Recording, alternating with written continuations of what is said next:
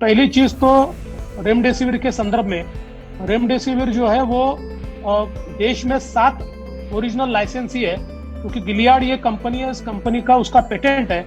इन 7 लाइसेंसीज को हमारी केंद्र की सरकार ने जो पैंडेमिक एक्ट है उसको इन्वोक करते हुए 20 लाइसेंसेस और देने को लगाए। इनको लोन लाइसेंस कहा जाता है, यानी इन्होंने लोन पर अपना लाइसेंस और 20 लोगों को दिया है और हमने रेमडेसिविर का प्रोडक्शन रैंप अप किया है। केंद्र सरकार ने इसके साथ साथ अभी सारा जितना प्रोडक्शन रेमडेसिविर का होता है वो रेमडेसिविर के जो ये सारे मैन्युफैक्चरर्स है इनको एक एक स्टेट को असाइन किया है। जैसे महाराष्ट्र में हेट्रो को असाइन किया है, सन को असाइन किया है, या और 2-3 कंपनीज जो है इनको असाइन किया से 4-5 फार्मा कंपनीज को उन्होंने असाइन किया है और उनको कहा है कि उनका जितना माल तैयार होता है उसका कोटा तय कर दिया कि ये कोटा महाराष्ट्र को मिलना चाहिए। और इसमें देश में अभी अगले 10 दिनों में जो 18 लाख रेमडेसिविर तैयार होंगे उसमें सबसे बड़ा कोटा ये महाराष्ट्र को दिया है। पहले महाराष्ट्र को 2,37,000 का था, वो बढ़ाकर 4,35,000 किया था। आज और 40,000 से महाराष्ट्र का कोटा बढ़ा है और 4,75,000 रेमडेसिविर इंजेक्शन ये महाराष्ट्र को मिलने वाले, जो देश में सबसे ज्यादा है। हमारे बाद सीधे गुजरात को मिले वो 1,61,000 है, यूपी को 1,60,000 मिले।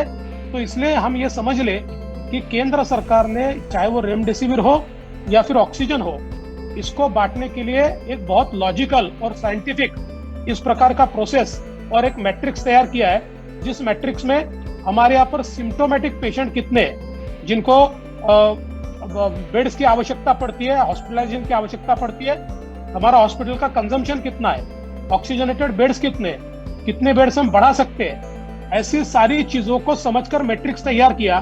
और इसके कारण महाराष्ट्र और राजस्थान जैसे जो बीजेपी के राज्य नहीं है उनको बड़ा फायदा इसके कारण हो रहा है। ऑक्सीजन के मामले में कुल मिलाकर जो देश में ऑक्सीजन है उसमें 1800 टन ऑक्सीजन ये महाराष्ट्र को मिलता है। हमारे बाद दूसरा नंबर जो है वो यूपी का है, जिसको मात्र 800 टन मिल रहा है। मतलब दूसरे किसी भी राज्य से दुगना 2 टाइम्स ऑक्सीजन ये महाराष्ट्र को केंद्र की सरकार के माध्यम से मिला है।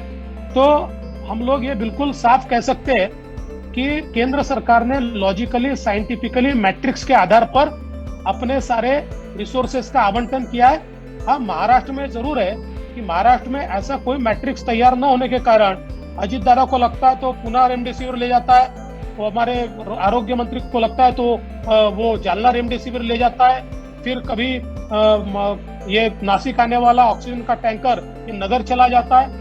तो ये इंटरनल प्रॉब्लम के कारण, हमारा जो इंटरनल लॉजिस्टिक्स है उसके कारण महाराष्ट्र के अंदर एक विशेष रूप से परिणाम हो रहा है। अन्यथा देश में महाराष्ट्र को जितनी तवज्जो मिली और केंद्र सरकार से जितनी मदद मिली है उतनी मदद किसी और राज्य को नहीं मिली। जैसे आज अजित पवार जी ने कहा कि भारत सरकार अगर वो बाहर नहीं भेजती तो शायद यहाँ वैक्सीनेशन के लिए हमको वैक्सीन मिलती, उसका मैंने तुरंत जवाब दिया। और इतना ही नहीं, तो मैंने एक सवाल पूछा कि महाराष्ट्र की सरकार रोज कह रही है कि वैक्सीनेशन में हम नंबर 1 है, हम नंबर 1 है, तो वैक्सीन के आकाश से पैदा हुए, जमीन से उगे?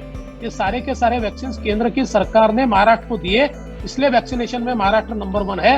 अगर महाराष्ट्र को वैक्सीन ही नहीं मिलते या महाराष्ट्र के साथ अन्याय होता या दूजा भाव होता तो महाराष्ट्र कभी वैक्सीनेशन में नंबर 1 नहीं जाता। तो इसलिए मुझे लगता है कि जैसे दादा ने कहा, सेवा तो करनी है लेकिन उसके साथ साथ इन सारी चीजों का जवाब भी हमको पूरी ताकत के साथ देना है। भारतीय जनता पार्टी के कार्यकर्ता, पदाधिकारी, एमपी, एमएलए बैकफुट पर किसी को जाने की आवश्यकता नहीं है। इसका कारण हमने किया है। हमको किसी को गलत बयानबाजी करने की आवश्यकता नहीं है, झूठ बोलने की आवश्यकता नहीं है। झूठ बोलने के लिए प्रयास लगता है, सच बोलने के लिए प्रयास नहीं लगता, सिर्फ हिम्मत लगती है। तो हिम्मत तो हमारे पास है और सच हमारे साथ है। उस सच को हमने रोज बोलना चाहिए और इनको पॉलिटिकल जवाब भी देना चाहिए, ऐसा मेरा मानना है।